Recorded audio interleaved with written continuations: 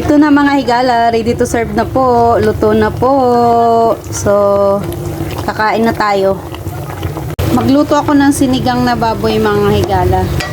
Tapos ito ni, sinabay ko na lahat. Sibuyas, kamatis, at ang karne, paminta, at saka magic sarap. Pinag-ano ko na. Tapos nagtubig yung karne mga higala. Anuhin ko to eh.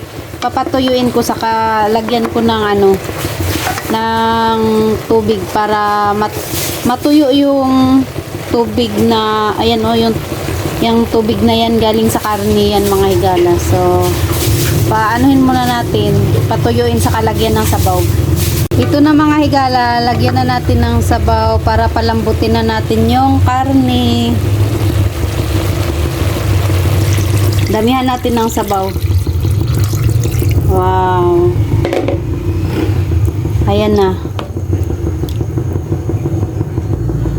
Dagdagan pa natin. Ayan. Tapos pakuluin na natin, saka natin timplahan. At saka papalambutin na yung karne.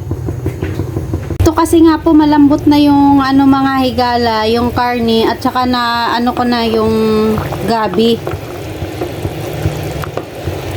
Yan, nadurog ko na. Kaya yun yung nagpapalapot.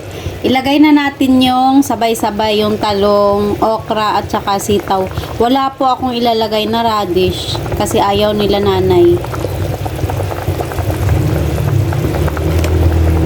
Yan, talong. Tatlong lang po, okra. Sitaw.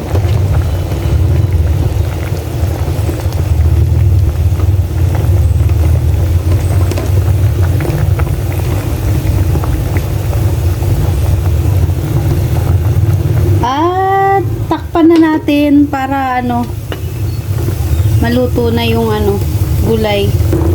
Lagay na natin yung mga higala, sinigang. Medyo madami ako maglagay kasi mas gusto ko yung mga asim-ngasim.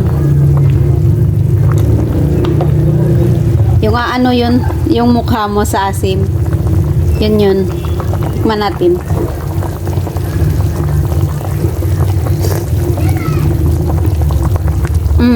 Kulang pa. Kulang pa konti. Kasi ayaw din nila yung sobrang asim. Titikman. Okay na. Ilagay na natin yung ceiling green. At saka yung kangkong. Ayan.